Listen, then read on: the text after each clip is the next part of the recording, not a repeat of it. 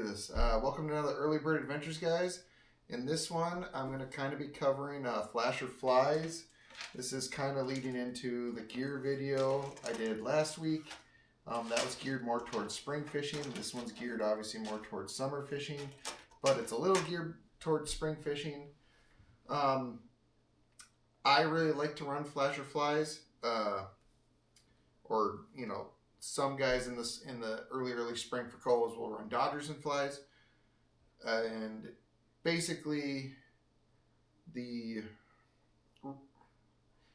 I like to for multiple reasons. One, sometimes I'm running it just not even planning to have it function as like a lure that's actually active that day. Sometimes it's literally only job is to just bring fish into my spread. If it gets a hit, cool. If not, I don't believe it's like hurting me in any way. So pretty much I'm just going to go over some of general rules I like to do and how I run my program. And I think first up I want to say is I worry more about the flasher color than the fly color in a certain sense, if that makes any sense. I think of them as very interchangeable systems. And the reason I say that is I run a very limited amount of fly colors. I think there's only like really what I would consider 5 very distinct fly colors that I run. And one of them is kind of like this or this, which is basically a very blue and mirage-y light fly. I like those for many reasons. They definitely are more productive in the spring, but they are a good all-around type of fly. The other fly I really like, which serves a very similar purpose, is something like this. It's just kind of like a dark bluish green. This one technically has some rubber glow legs in it. This one is actually one I hand tied. This was actually last year was one of my most consistent flies. Basically, though, you can see it's just got a lot of blue, green, and this one is one that I kind of sort of based it off of. It was kind of more based off of a Rapture Comet fly that I really like. But this one is a Salmon Candy Milwaukee Minnow. I think it used to be a Poseidon fly, if I remember right, fly pattern. It has always been a very good fly for me. I wouldn't say it's one of those that's like a gangbuster fly. It is definitely one, like I said, more towards this one, where it is just a consistent fly. It consistently gets bit. Another fly that I would consider running is what I would call my frog fly, which is basically this. So this is technically a Salmon Candy UV illumination. It's very similar to this fly, but instead of the blue tinsel, you have rubber legs. And you could go with UV or you could go with Mirage/Crinkle. Basically, it's just a classic fly. And then one of the last ones I would say that I would highly suggest someone use is basically this. Pretty much the green version of the blue one. This one will work in the spring, but it definitely picks up more after. I would say kind of in that when the water warms up, surface temp wise at about 60 degrees ish. So usually that ends up on Superior is after July. And definitely when you're starting to get some more of those fish getting ready for spawning. And then another fly that I would use is a purple fly. I really like these for early in the morning and late in the evening, where a lot of these flies will work all day. My purple flies very much seem to work like literally at the crack of dawn and at dusk. A purple fly is also one of those home runs or not at all flies.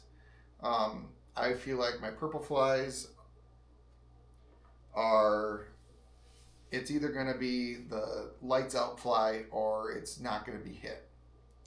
So it's also one of those that I throw out a couple to pretty much, try it for the first hour of the day, and then if it works, it works. If it doesn't, it doesn't. Swap it out really quick for something more shinier during the day. And one of the last flies I would say I like, let's see here, I want to get this one. So this is basically kind of a tweaked up version of the UV illumination. So this one is flat, where this one you can see is non-UV but is crinkle mirage. And one of the things I do like, one of the main reasons I liked Salmon Candy was they have this little head for interchangeable fly system. So I have it on here. Oh boy, get off that. So basically what I can do is I can tie up all these fly leaders and I can't get in. There we go. So I don't have a whole giant tube box with me, especially when I'm in my kayak. I have all these fly leaders, so I can carry like 3 or 4 of them just floating around, and I can interchange what fly color I want to run for the day. And the reason that's important for me is 1, a space saver, and then 2, I'm very big believer in, I like to run certain flashers, but sometimes all you need to do is swap out the fly color behind the flasher, and sometimes it might be vice versa. I've had times where I know this fly, that one specific color fly is just absolutely crushing it, but the flasher fly combo that I put out hasn't worked. So like say this is a doughboy. One of my favorite flashers to run in front of the doughboy is this one, but there's been days where I have 6 different flashers out, but I have all the same doughboy fly, because the doughboy fly is the one that's really getting them. But, there might be, like literally I had a day where this flasher with the doughboy fly was absolutely fire, but I was able to get it going on. So unlike some people who run only certain flies behind certain flashers, I very much use it as a very interchangeable system. Because I would consider more of my flies as a general consistent rule of thumb. I would say the fly is what's technically somewhat cinching the deal, but the flasher is what's initially initiating the deal. So I spend more of my effort on picking what flashers I want to run versus what flies I want to run. I think the fly is a smaller portion of the system. I'm not saying it's not important, but I feel like it's better for you to have simplicity and simplify the flies. And I will also say, like, some people get really hooked up on bead color. I don't. I buy literally either just plain clear beads or UV beads. I do not get specific about bead color. And part of that is I feel like they're not really going to see it. You're in there, you can see them a little bit, but like, is that really what's going to make or break the deal? I think what's more making or breaking the deal is how that fly is fluttering and getting snapped behind the flasher. Another thing I would say is leader length. I like to snell my hooks. So you see right there how I have my hook shank snelled. So it pulls nice and flat. I like to use 40 to 50 pound fluorocarbon for my fly leaders because I want all the extra stiffness from the fluorocarbon, and I feel like I get more use out of my fly than I did if I went with mono. Basically, what I end up doing is I end up snelling. I end up cutting like a 3-foot section of fluorocarbon off. I end up snelling my hook, and then what I'll do is I'll take the base of the treble hook, stick it on the tape measure, go to the 24-inch mark, fold it over, and do a half hitch. So from the back end of my hook to the tip of the loop here is 24 inches. Now that is for behind a standard 8-inch flasher. If I went to a 10-inch flasher, it would be 30 inches. And then once you start getting into those 11 to 12-inch paddles, I feel like they have a much more aggressive action. So the 11 to 12-inch paddles, I'd be putting it back like 4 to 6 feet.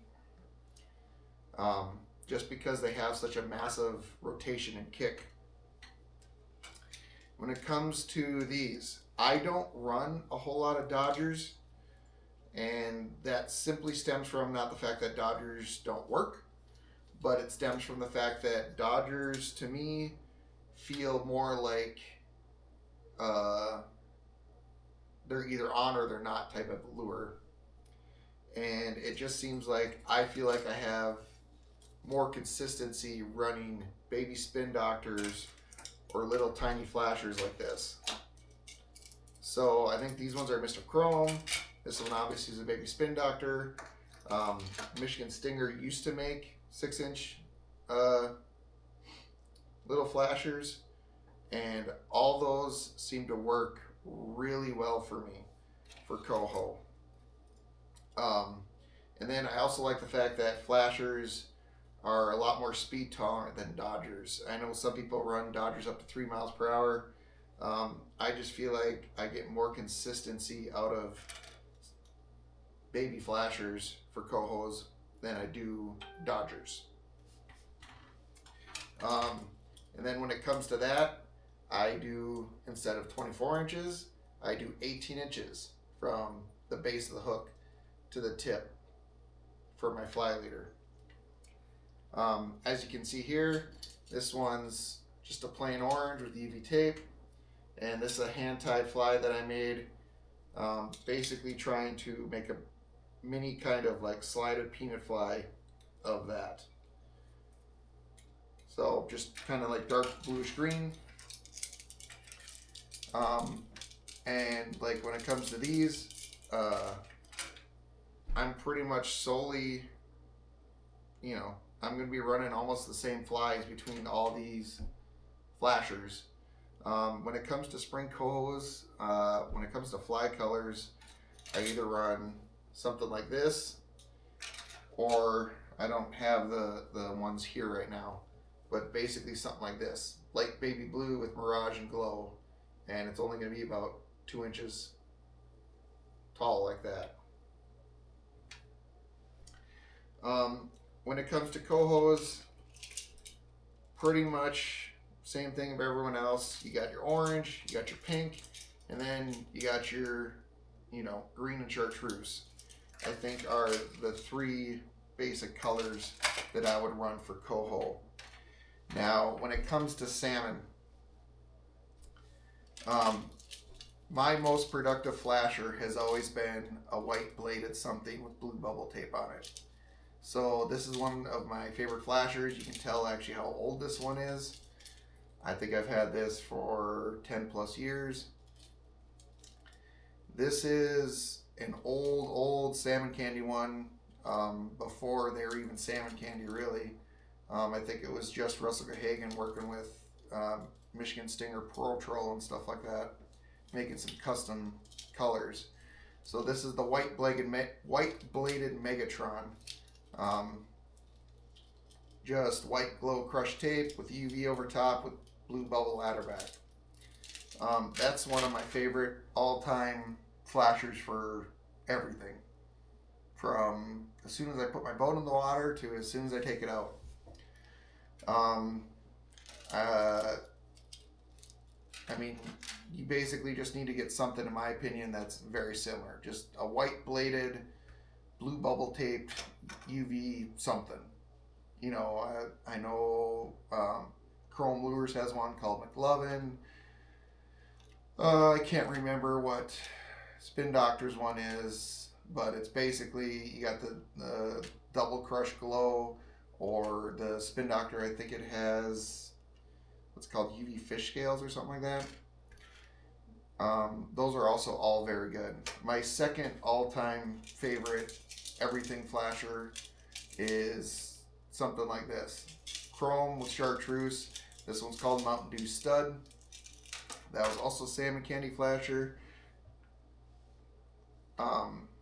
I have a lot of Salmon Candy because I was buying a lot of their flies because I liked this interchangeable fly system, and nobody was doing anything like that.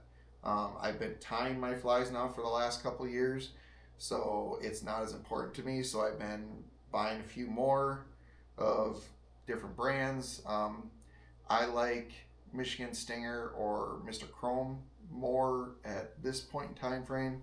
I know Spin Doctor works really good for a lot of people. Everything, I mean, I just like this style because it just seems more consistent to me. But, you know, I'm not saying, you know, I don't want to knock, you know, basically, if you have a system that works for you, use that system.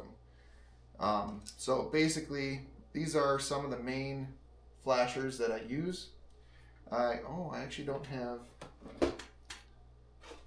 that's got to be in here. No.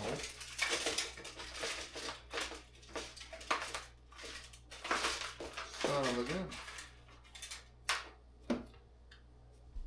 That must be out in the boat. Well, regardless, I know the name of it. So some of the main ones like I would use in the spring, like early spring, are going to be ones like this. This one's technically called Blue Stud.